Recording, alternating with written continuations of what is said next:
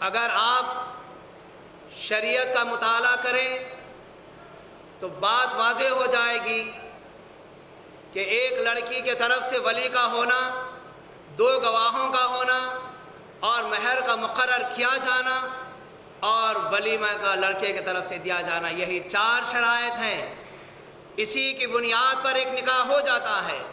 اس کے علاوہ جتنے رسومات ہیں، یہ ساری کی ساری چیزیں ہماری شریعت سے علیحدہ ہیں، ہماری شریعت کا اس سے کوئی تعلق نہیں ہے۔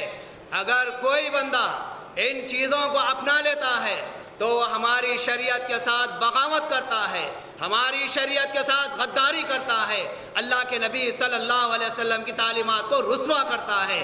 اس لیے یہاں پر ضروری ہے ہم میں سے تمام کے تمام، چاہے وہ سرپرست ہوں، ماں باپ ہوں یا پھر نوجوان ہوں یا ہماری نوجوان بہنیں ہوں، ان تمام کے لیے یہی پیغام ہے۔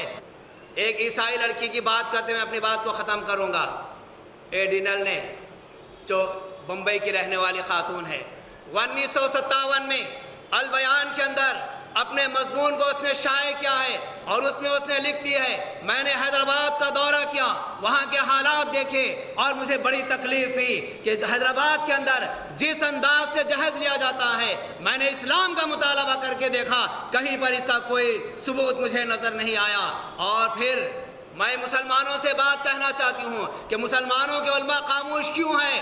اگر کوئی غیر مسلم اسلام کے تعلق سے غلط فہمی کی بنیاد پر یا اس کے زبان سے غلط الفاظ بھی نکل جاتے ہیں جس سے اسلام کے مینارہ ہل جاتا ہے، تو سارے مسلمان جانتے ہیں کہ اس شخص کی گردن مار دینی چاہیے۔ لیکن یہ لوگ جو اسلام کا دعویٰ کرنے والے، اسلام کے اندر رہنے والے، یہ لوگ اسلام کی جڑوں کو کھوکھلی کر رہے ہیں، اسلام کی بنیادوں کو گرا رہے ہیں۔ آخر یہ لوگ اسلام کے تعلق سے غور و فکر کیوں نہیں کرتے؟ آج صحیح معنوں میں جہیز لینے والے یا رسم و رواج اختیار کرنے والے یہ اسلام کی جڑوں کو اندرونی طور پر کھوکھلی کر رہے ہیں، اس کی بنیادوں کو کھوکھلی کر رہے ہیں۔ ان کی طرف توجہ دینے کی ضرورت ہے۔ میرا آخری پیغام اس اسٹیج سے یہی ہے کہ شریعت کی حفاظت کیجئے، اللہ اور اس کے رسول کی معصیت سے، نافرمانی سے بچیے۔ میں نے آپ کے سامنے آیت یہی پڑھی، جس نے بھی اللہ کی نافرمانی کی، اللہ کے رسول کی نافرمانی کی، فَإِنَّ لَهُ نَارَ جَهَنَّمْ، اس کے لئے جہنم کی آگ ہے، خالدین فیہا ابدا، اور وہ اس میں ہمیشہ ہمیشہ رہے گا۔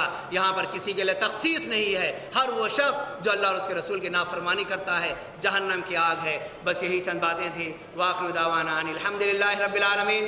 السلام علیکم ورحمۃ اللہ وبرکاتہ۔